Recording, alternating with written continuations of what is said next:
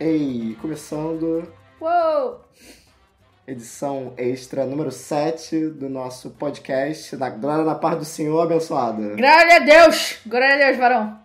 E aqui temos uma convidada mais do que especial de volta a essa... Alô!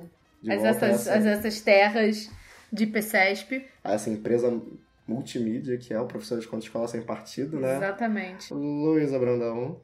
Olá! Né, a Luísa, que já fazia parte das nossas transmissões ao vivo regulares, só que a gente cansou de fazer transmissão ao vivo. A gente é muito lindo pra ficar fazendo transmissão ao vivo o tempo todo, gente. Porque gasta, né, nossa imagem pública, de É, influencer, exatamente. de jovem.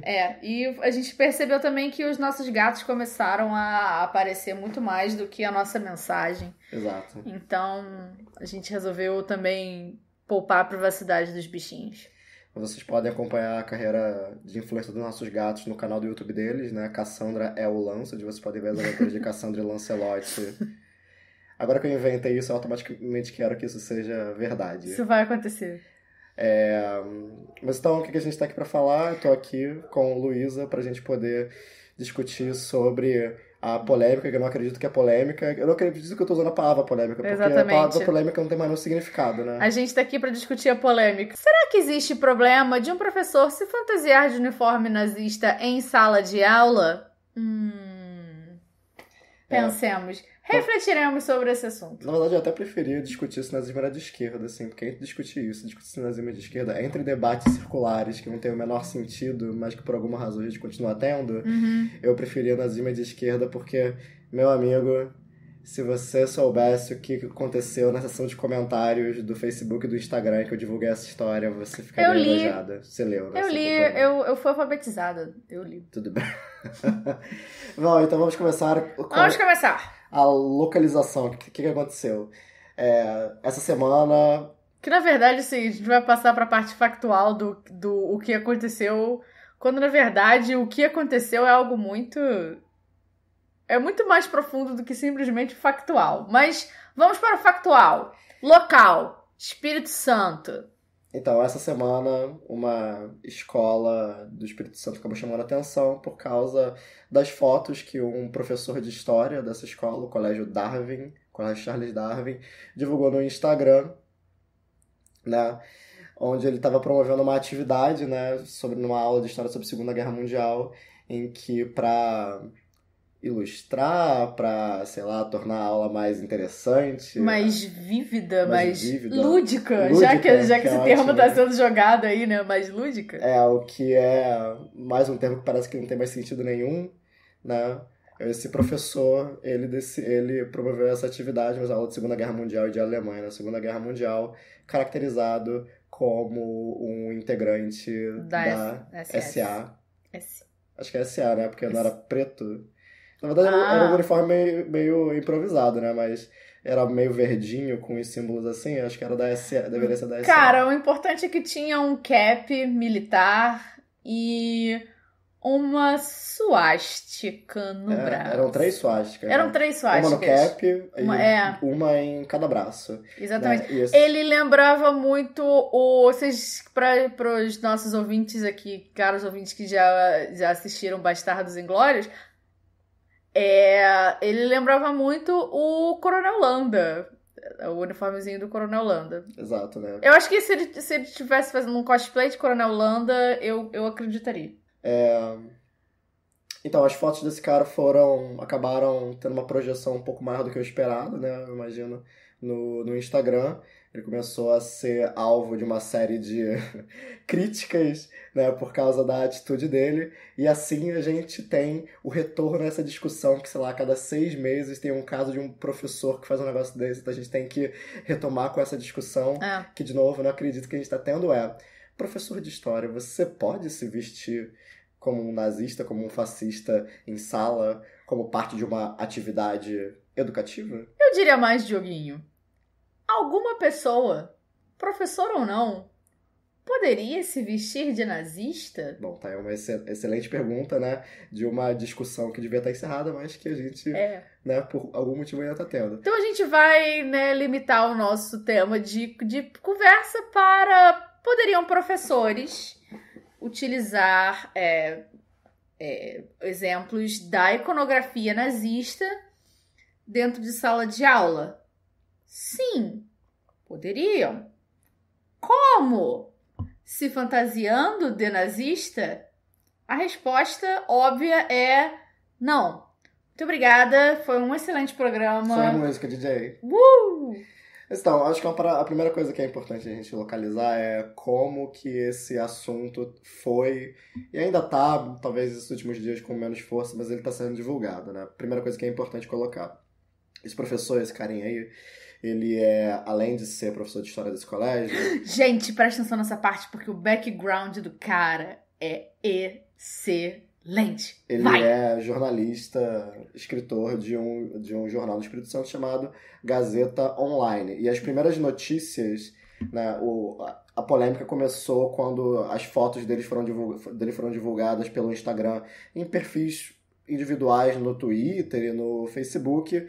Mas eu acho que a primeira notícia, assim, com declarações oficiais do colégio, manifestações contrárias, veio do próprio Gazeta Online, que é o jornal para onde esse professor escreve, né? E aí começa o problema, porque o Gazeta Online, ele fez um trabalho, assim, muito ruim em cobrir essa situação toda, né? Teve um comentário na página de uma moça chamada... O nome da moça é Maria Amélia Dalves. Se vocês podem procurar esse comentário na primeira postagem que a gente fez sobre o caso, né?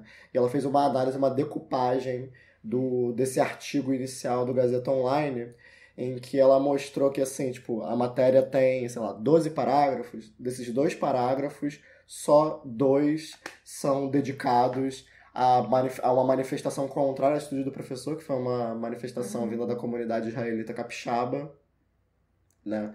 Que é uma associação de... Que desconfortável. Que é uma associação judaica, né? Da região. Mas todos os outros partes da reportagem são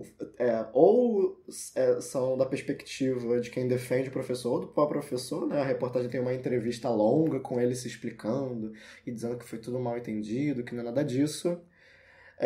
E a outra parte da reportagem busca meio que fazer aquilo que esse próprio professor acabou fazendo com essa atitude, que é naturalizar o fascismo e o nazismo com argumentos do tipo: mas ele já vinha fazendo isso desde muito tempo. Aparentemente ele é professor há 8 anos, pelo que a reportagem fala, ele dá aula nessa escola há 7, e ele ele vinha fazendo atividades desse tipo, né, categorizado como nazista há 7 anos, né, o que aparentemente justifica, né, porque se acontece desde sempre, então torna-se normal. Mas, Diogo, eu tenho uma pergunta. Pode fazer. E se esse professor estivesse fantasiado de nazista para falar justamente dos perigos do nazismo? E se esse professor estivesse fantasiado de nazista para problematizar o nazismo, isso não justificaria a fantasia? Então, Luiz, excelente pergunta. Então, primeira coisa, isso é uma das justificativas que tem aparecido muito, especialmente nos comentários, né? Que não é uma boa justificativa. Nos comentários da página e do Instagram, que é a ideia de que, se for só por uma questão de dramatização, teatralização, por uma questão ilustrativa, né, desde que ele mostre os absurdos do nazismo, desde que ele dê uma visão crítica sobre isso, então não tem problema, né, porque, afinal de contas, a roupa seria meramente ilustrativa, o que conta é o método, é a abordagem. Esse é um argumento que muita gente está usando para relativizar o que ele fez. Esse é um argumento que a reportagem do Gazeta Online usa para relativizar o que ele fez, né? A reportagem do Gazeta Online dá todo um apanhado, dizendo, olha, mas ele já faz isso desde muito tempo, e ele faz isso com outros conteúdos. Então, numa aula sobre Roma Antiga, ele vai lá de centurião romano. Numa aula sobre, sei lá, Igreja Católica na Idade Média, ele vai lá caracterizado como monge. Então é normal, porque se ele faz isso para todas as matérias, e se ele faz isso há muito tempo, automaticamente se justifica. Isso já justifica porque já está naturalizado. Tá naturalizado. O que é um problema, né? Porque parece que escapa das pessoas uma questão factual muito simples, assim. Tratar de temáticas como fascismo e nazismo em sala de aula não é a mesma coisa que trabalhar com questões sobre como a antiguidade romana, como igreja na Idade Média. São coisas diferentes. Para coisas diferentes, você dá abordagens diferentes. Abordagens diferentes. E existe uma não só por uma questão de separação histórica, porque nazismo, historicamente, temporalmente, está muito mais próximo da gente, não só por uma questão de separação histórica, mas como também de uma questão de separação ideológica. A representação de um centurião romano, o simbolismo que um centurião romano tem na sociedade em 2018 é um simbolismo completamente diferente, completamente separado do que um simbolismo de um oficial nazista tem em 2018, na mesma época. Só que esse argumento se ele estivesse falando disso pra falar dos males do nazismo, ele meio que se perde, porque a conclusão que o professor chega com a aula dele é uma conclusão tão perigosa quanto ele estar se fantasiando de nazista. Porque, pelos relatos que falam da aula do professor, ele vai, ao longo da aula, ele vai se desfazendo da roupa e da simbologia para concluir que o nazismo foi desfacelado e hoje em dia o nazismo não existe. O que é uma conclusão muito perigosa quando a gente vê, na verdade, o oposto, quando a gente vê um fortalecimento da extrema-direita, não só no Brasil como no mundo. Vi de casos dos protestos que aconteceram nos Estados Unidos, vi o caso de um exército presidenciável. Então é muito perigoso você concluir, esteja você vestido ou não, é muito perigoso você dar uma aula sobre nazifascismo e chegar à conclusão de que são movimentos que são hoje anacrônicos, porque não são. E aí, daí dá pra pegar um outro problema nessa lógica toda, né? Nessa justificativa toda que se montou. Não, antes de falar desse outro problema, só pra comentar do que o colégio disse, né? O colégio assumiu o lado do professor, né? Defendeu a abordagem, disse que...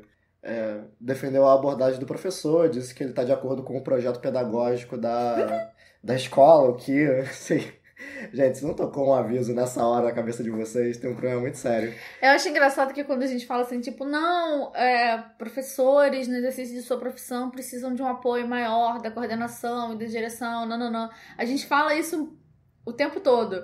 E aí, quando acontece, tipo, da maneira errada. Não, gente, não era isso que eu queria, por isso que não podemos ter coisas legais. Por isso que não podemos...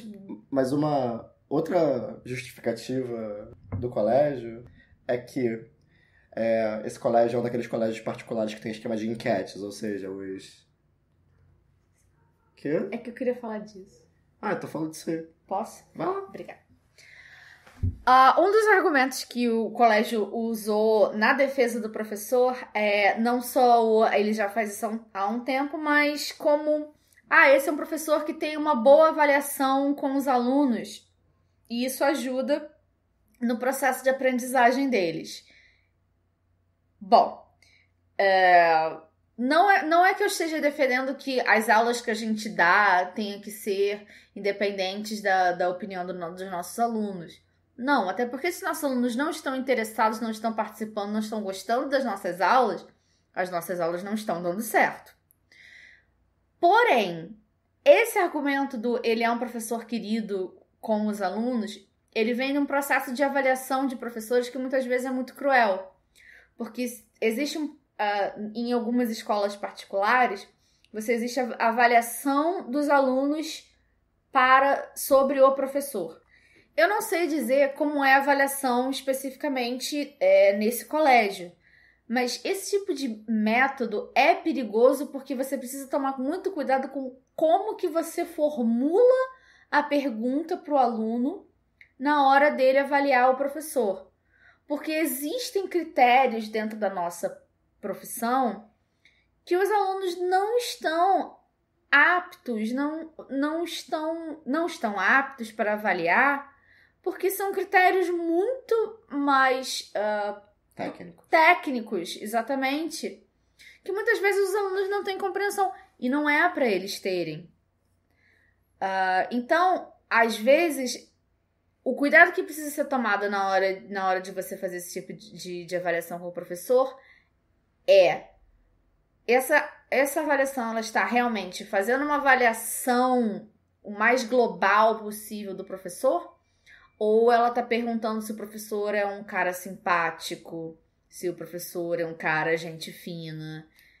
E, de novo, não que esse tipo de fator não seja importante, mas não é o único fator que tem que ser avaliado, porque o cara pode ser muito gente fina, porém ter uma ideia deturpada da matéria que ele está ensinando, como é, evidentemente, o caso desse rapaz. E recentemente a gente teve a hashtag assédio comum nas escolas e existiu todo um processo assim de dar voz a alunos que estiveram sofrendo assédio dentro das escolas. E um dos argumentos principais dos alunos que estiveram sofrendo assédio ninguém toca nesses professores porque eles são os queridões. Por que eles são os queridões? Porque eles têm boas avaliações com os alunos. Então, isso é perigoso. Você justificar comportamentos errados que os professores têm com base em eles têm boas avaliações dos alunos, a gente corre o risco de acabar passando a mão na cabeça desse tipo de erro porque a gente tem receio de ir contra o que a escola muitas vezes compreende como a clientela, que são os pais dos alunos e os pais dos alunos. É mais fácil para a escola argumentar que a manutenção desse tipo de professor no corpo de professores deles do que você realmente refletir sobre o assunto e você correr o risco de você irritar a sua clientela. E aí vem outro problema, né? Que é você estabelecer uma lógica da teoria da maioria, né? Se todo mundo concorda, então tá bom, né? E quando a gente tá falando... E todo mundo concorda com isso? Todo mundo concorda com isso? E quando a gente tá falando de coisas nesse nível, mas tá todo mundo de boa com divulgar e promover iconografia fascista na sala de aula, todo mundo se diverte, é muito legal, todo mundo lá ri, acha maneiro. Olha só, gente, isso aí parece que tá assim, na beira do precipício de virar autoparódia, assim, porque levando em conta o que motivou toda essa polêmica, talvez não seja a melhor abordagem definir questões como: será que é ok trabalhar fascismo dessa forma? Somente pela pura e simples vontade da maioria, sem se preocupar com as questões éticas e técnicas que envolvem isso, né? E aí eu acho que é importante... Isso é uma parada que, nossa, meu irmão, foram esses últimos 4 dias, foi só eu, assim, fazendo plantão nos comentários do Facebook e do Instagram. insistindo, batendo nessa tecla que parece que as pessoas, tipo, não entendem, assim, que daí vem a questão do argumento é só uma teatralização, é só uma dramatização, é só um recurso. Alguém falou que é um recurso mnemônico, não sei o que tem a ver recurso mnemônico. Mnemônico? Não sei o que tem a ver recurso. Alguém comentou isso, não sei o que tem a ver uma coisa com outra, o que tem a ver recurso mnemônico com isso. Mas, de qualquer forma, não As pessoas precisam dar um Google nas coisas antes de falar, né? Mas, enfim, a questão é que não é só isso, né? E um cara que é professor de história, né, que a princípio tem uma formação específica para trabalhar isso, esse é um mole que você não pode dar. Por quê? E aí vem uma discussão importante que a gente precisa ter sobre nazismo e fascismo. Eu vou começar a usar fascismo aqui como um termo guarda-chuva. Tá. Fascismo como um conceito que engloba vários movimentos do mesmo tipo, incluindo o nazismo, por exemplo. Permito. Você permite? Eu permito. Muito obrigado, Luizinha. Não existe separação do nazismo enquanto política e ideologia do fascismo enquanto estética. Exatamente o contrário, né? O fascismo é a política enquanto estética. O fascismo, ele se baseia, né, e ele se sustenta e ele cresce muito na despolitização da vida para tratar as coisas pura e simplesmente na sua superficialidade. Não precisa se preocupar com isso, né? Não precisa se preocupar com as consequências do que você está fazendo, do que você está falando. Porque o que importa é o seu senso de pertencimento aqui. O que importa é que quando você está lá na marcha, quando você está lá na reunião do partido, o que importa é estar todo mundo junto, Você faz parte do todo. Se sentindo feliz de fazer parte de uma comunidade de pessoas que são parecidas com você. E o importante, acima de tudo, é manter a unidade dessa comunidade a todo custo necessário. Esse termo unidade é interessante, né, no nazifascismo, porque é a ideia da unidade, né? Eu me identifico com o meu grupo e o meu grupo são os meus iguais. Quem está fora do meu grupo não são os meus iguais, não merecem o mesmo tratamento que eu dou, que eu recebo e que eu mereço, porque eu estou dentro desse grupo. Parece uma coisa meio destino manifesto, mas é algo muito mais cruel, é algo muito mais segregado. Não é à toa que não é à toa que se cria guetos. Existe toda uma guetificação do outro dentro do fascismo, justamente para você reafirmar a sua unidade dentro do padrão. E quando a gente se pergunta, isso é uma pergunta que, né, surge regularmente em sala de aula, é uma pergunta que é difícil de responder muitas vezes, que é Por que as pessoas apoiaram? Né, como chegou até esse ponto, né? Como que foi tão longe assim? Como que centenas de milhares de pessoas simplesmente chegou a um ponto que tá ok. E uma das explicações para isso é porque a base do fascismo é a despolitização dessas questões centrais, né? É tratar questões como a relação entre nações, a relação com o diferente, não como questões políticas, mas como questões ou de moral, no sentido de tenho certo, tenho errado, certo quem tá comigo, errado quem tá contra mim, ou de pura e simplesmente estética, de desprover os seus atos e as suas atitudes das consequências dele e pura e simplesmente tratar esses atos como, sei lá, demonstrações de beleza ou demonstrações de, sei lá, força, orgulho, unidade. Por aí vai. E a ideia de que vale tudo se é para manter a estética. Vale tudo se serve em favor desse ideal de beleza, esse ideal romântico que engloba tudo e engloba todos. E aí você chega, pô, meu irmão, o maluco vai lá e ele leva essa estética pra sala de aula e ele trata essa estética como algo natural, como algo divertido, e, pô, é muito pesado você ver que a foto que começou a polêmica toda foi uma foto dele que ele divulgou no Instagram. É uma foto dele com um uniforme, provavelmente quem tirou a foto foi um aluno, uma aluna, e ele fazendo um joinha e sorrindo pra foto, com um uniforme, o quadro lá, Segunda Guerra Mundial, no fundo, e uma legendinha, aula boa, se faz assim. Pô, meu irmão, o que você acha que você está fazendo? Você está fazendo exatamente aquilo que aqueles caras 70 anos atrás, e muitos desses caras até hoje, faziam. É dizer, não, gente, não tem problema, é só diversão. Não, gente, não tem problema, isso aqui é só brincadeira. A coisa, eu acho que talvez um princípio de resposta para a pergunta-chave do como a coisa chegou onde chegou no início, na primeira metade do século XX, existiu todo um processo de dessensibilização das pessoas para essas questões. E esse processo de dessensibilização começa com a brincadeira, com não tem problema você usar um uniforme. Não tem problema você tratar esse tipo de questão como uma questão menos importante.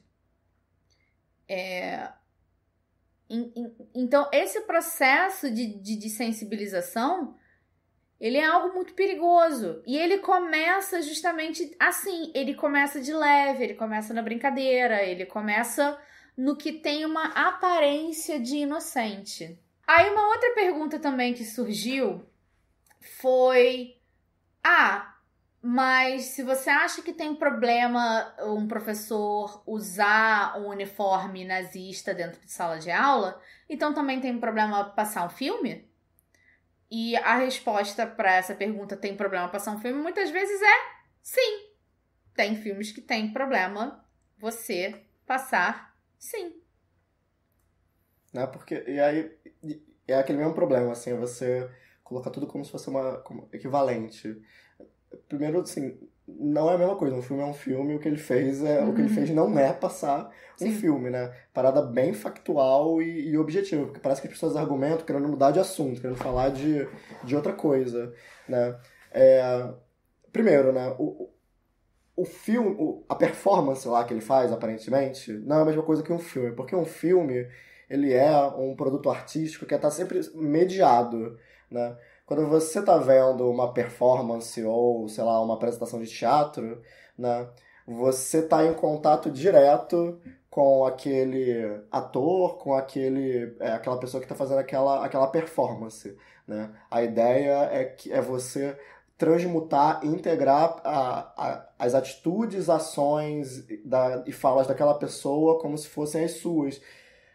O filme não. O filme, ele é sempre... E a gente falando assim, tipo, filme, mesmo sendo fictício, né, de ficção, ele tá sempre mediado na relação da pessoa com a câmera, né? A pessoa, ela não tá se colocando no lugar do ator que tá atuando no filme. A pessoa tá se colocando como um espectador daquelas ações. E essa posição é uma posição diferente porque a partir do momento em que a câmera tá entre você e o que está acontecendo na cena, o que está acontecendo na tela, essa posição de espectador pode te colocar numa posição de crítico, né? Numa posição em que você está numa situação em que você está num contexto em que aqueles atos que você está testemunhando, você pode observar aqueles atos com um maior distanciamento. Isso é diferente, né? E maior espaço para reflexão também. Passar documentário, então, nem se fala, né? É uma outra parada, é uma outra abordagem. Mas mesmo considerando essas abordagens, isso não quer dizer que quando você vai tratar de um tema tão sensível e central quanto fascismo, que só...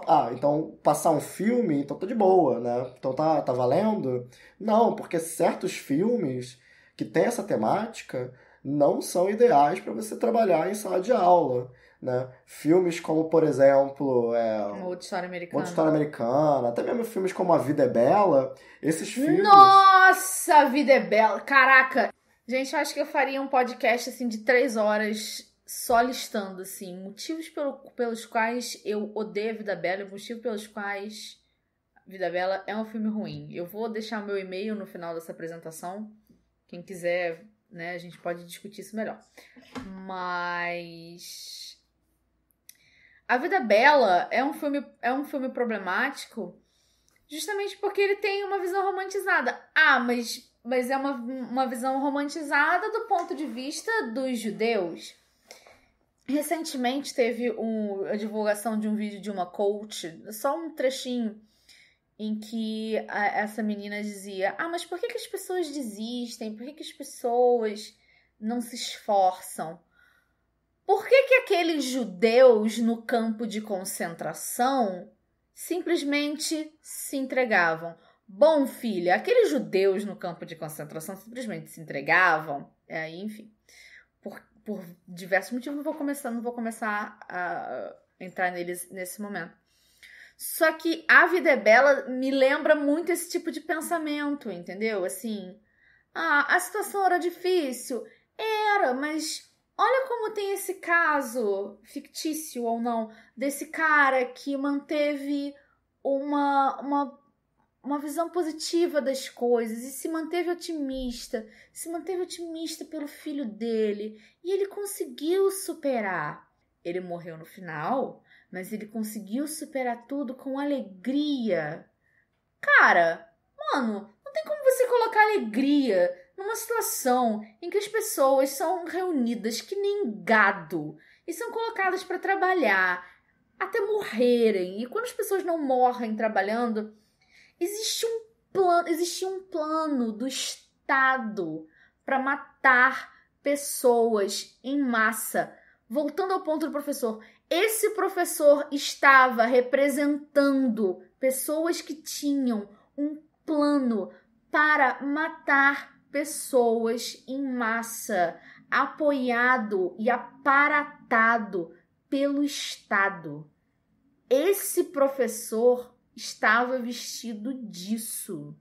Isso é muito pesado, isso é muito ruim, isso não pode acontecer. Sabe um lugar onde não tem representação de uniforme nazista? Na Alemanha. Por que não tem representação de uniforme nazista na Alemanha? Porque eles aprenderam a lição. Eles aprenderam a lição de que é na representação e na dessensibilização que a gente entra nesse toca de coelho do mal que leva a gente ao que aconteceu no início do século XX, na primeira metade do século XX. Enfim, vamos fazer um episódio de podcast especial sobre A Vida é Bela. Aí eu vou ter que rever A Vida é Bela, porra. Não. A gente podia fazer um episódio de podcast especial sobre quais filmes não trabalharam em sala de aula e por quê. Essa é uma boa ideia, essa é uma excelente ideia. Eu topei. Show. Eu acho muito bom. E uma outra parada importante, aproveitando o gancho com A Vida é Bela, cara, um dos grandes problemas com A Vida é Bela é que parece, assim, que superar o Holocausto é uma pura e simples questão de esforço individual, né? Porque bastou lá o Benini,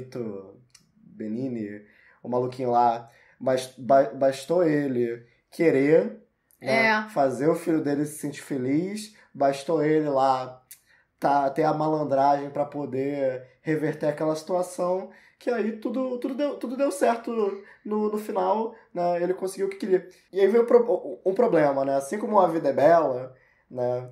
Assim como superar o fascismo não é uma questão individual, né, de determinação e aprender a pescar o peixe por você mesmo. Cara, vai falar isso agora, vai falar, não tem que superar o nazismo, tem que ensinar a pescar. Tem que ensinar a pescar. Então, assim como não é assim que funciona, a reprodução do fascismo também não é uma coisa que depende somente de atos individuais. Isso foi uma parada que muita gente questionou, porque depois de um tempo, a polêmica começou, sei lá, foi na segunda, aí na terça, No primeiro dia, eles falaram de filmes. No segundo dia.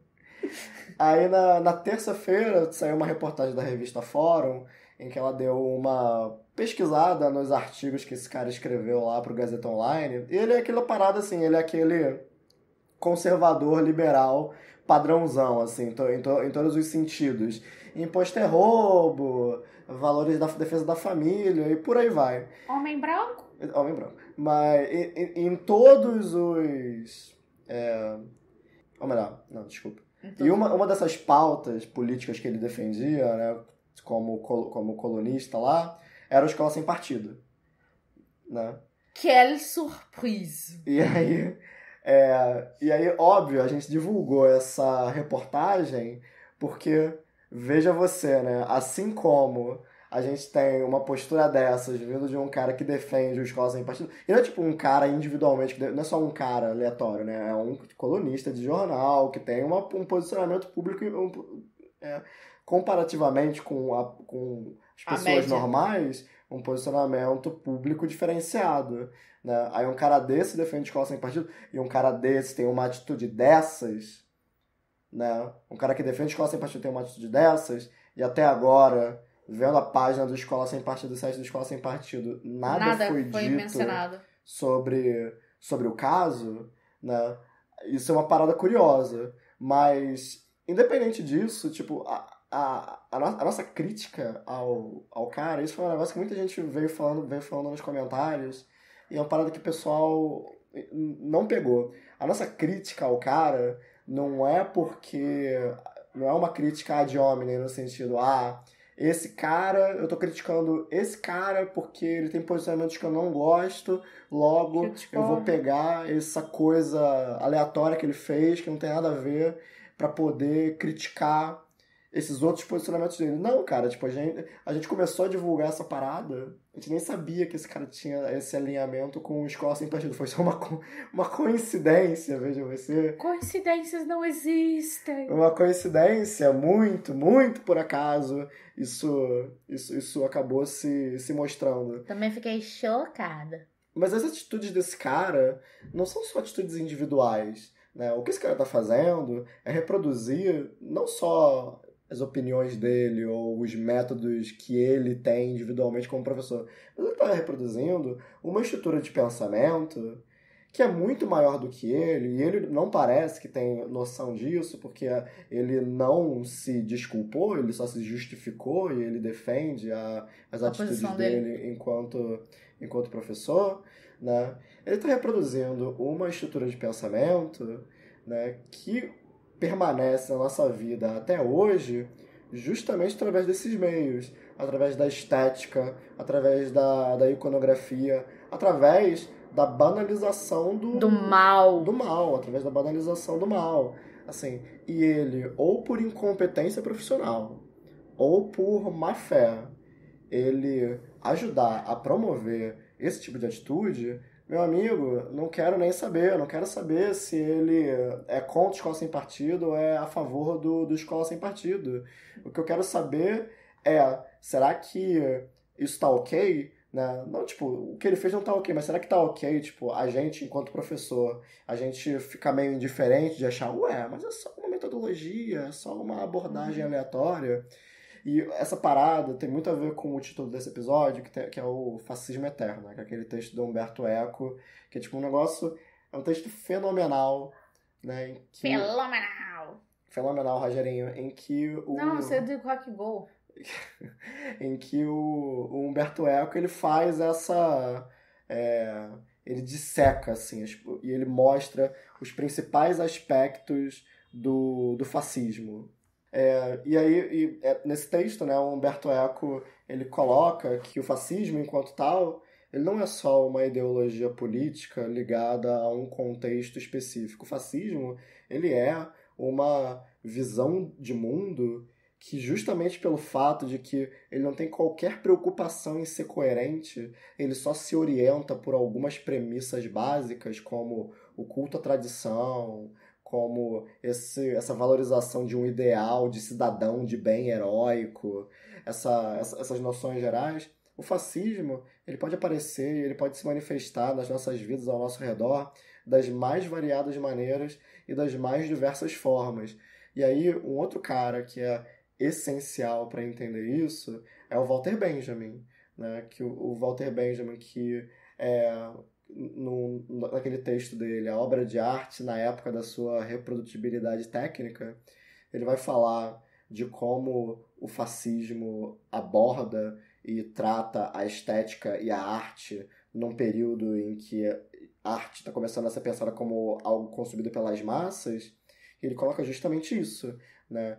E é daí que eu copio essa parada dele descaradamente, né? Que é fascismo é política enquanto estética, né? Não é à toa que, constitucionalmente, no Brasil, é proibido qualquer forma de veiculação, distribuição da suástica, por exemplo, porque essas pessoas que criaram essa legislação naquela época, em 88, 89, essas pessoas elas tinham isso em mente também, né? Que você não pode desconectar uma coisa da outra, né? Não tem uma versão light do fascismo, não tem uma versão fast food do fascismo que você pode consumir sem problema nenhum. Não existem níveis seguros de consumo desse tipo de substância. E quanto mais a gente naturaliza isso, mais a gente permite que esses elementos do fascismo eterno, eles continuem se reproduzindo. Por quê? Porque é maneiro, porque é visualmente impactante, porque quando você apresenta isso sem nenhum filtro para crianças e adolescentes, meu irmão, isso aí é uma tragédia prestes anunciada. A acontecer. Né?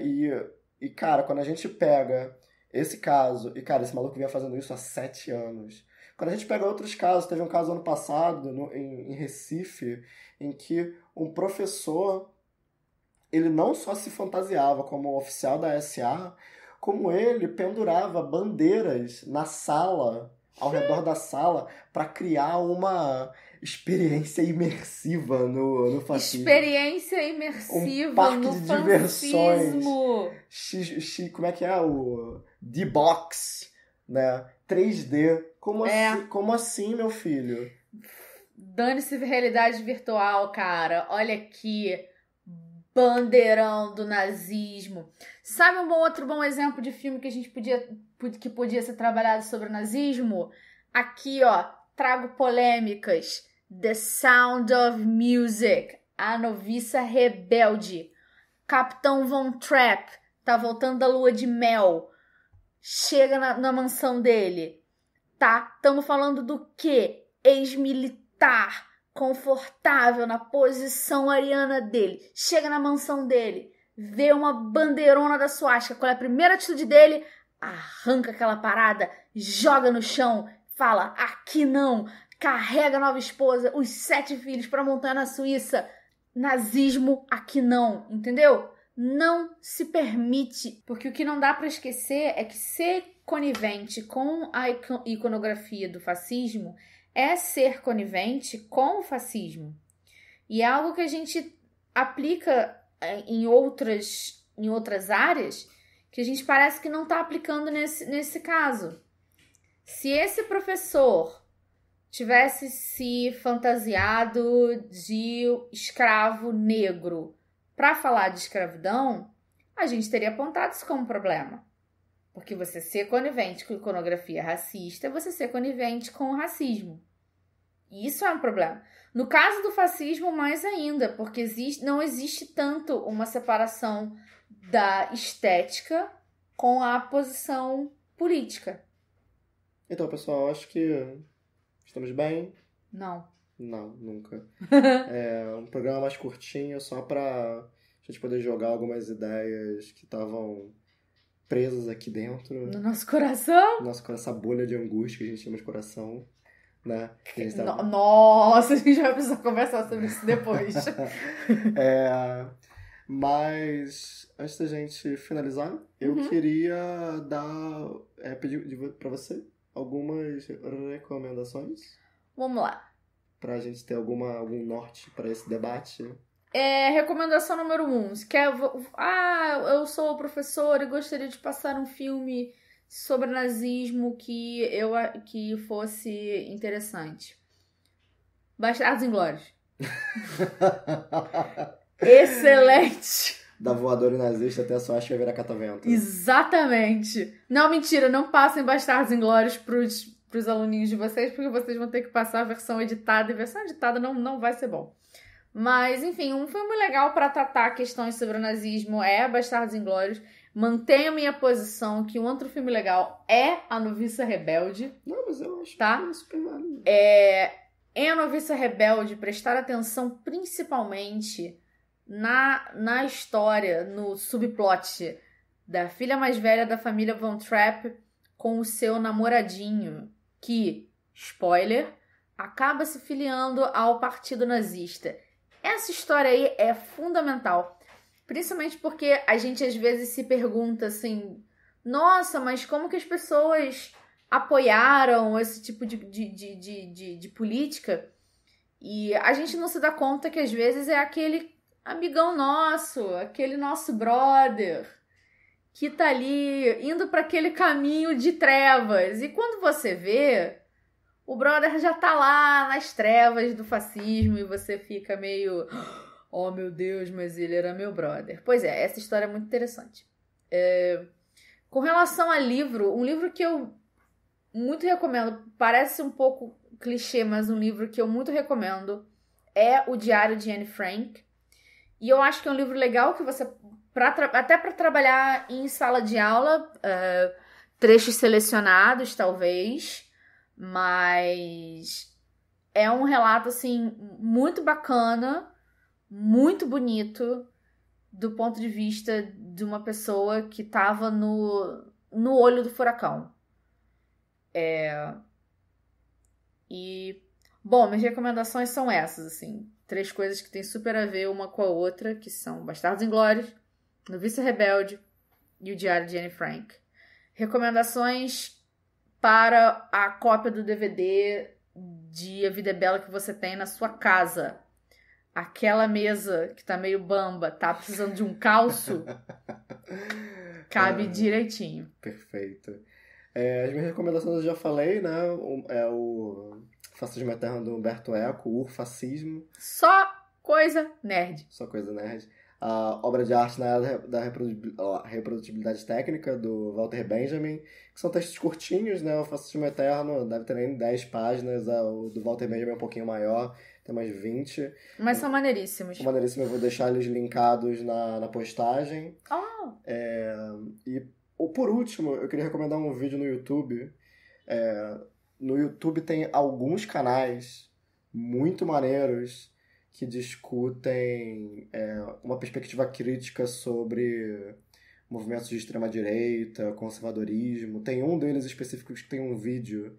O nome do vídeo é O Triunfo da Vontade e a Linguagem Cinematográfica da Propaganda.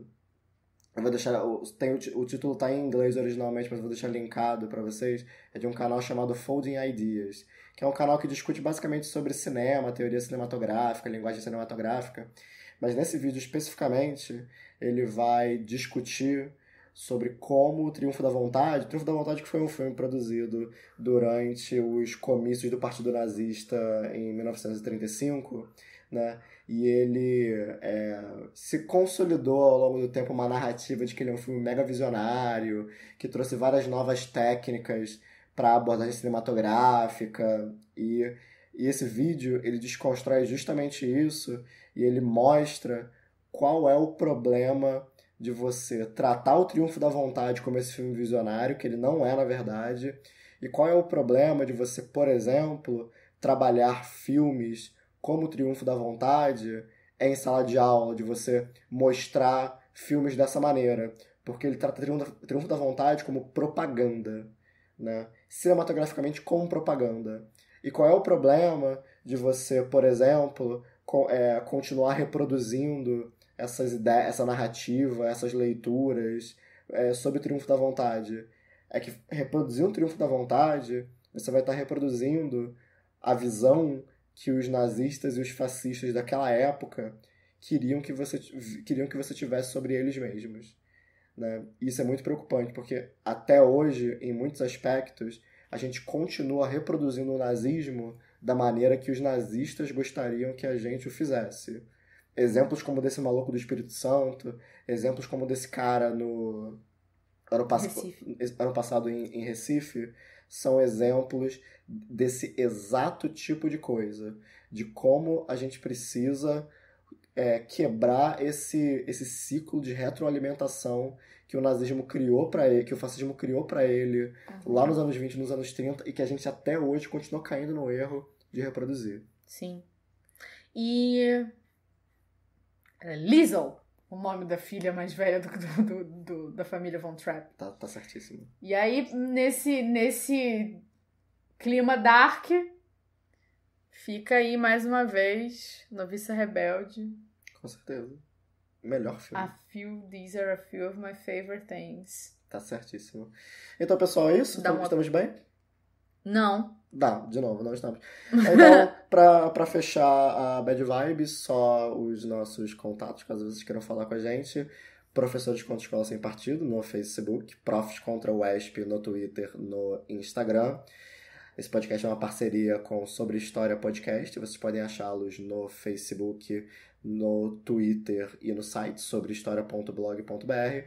Movimento Educação Democrática no Facebook e Move Educacau Democrática no Instagram. Se você quiser falar com a gente, mandar comentários, sugestões, dicas e por aí vai, você pode entrar em contato em professorescontrauesp@gmail.com ou nas nossas outras redes sociais. A gente atende todo mundo por lá da mesma forma. Então, é isso? É isso. E nas imortais palavras de Bertolt Brecht, a cadela do fascismo está sempre no cio. Vigilância constante. Glória a Deus abençoado. Adeus, varão. Adeus, varão. Então é isso aí, galera. Um beijo, um abraço. Até o nosso próximo episódio regular na segunda semana de outubro. Hasta luego. Abraços. Tchau.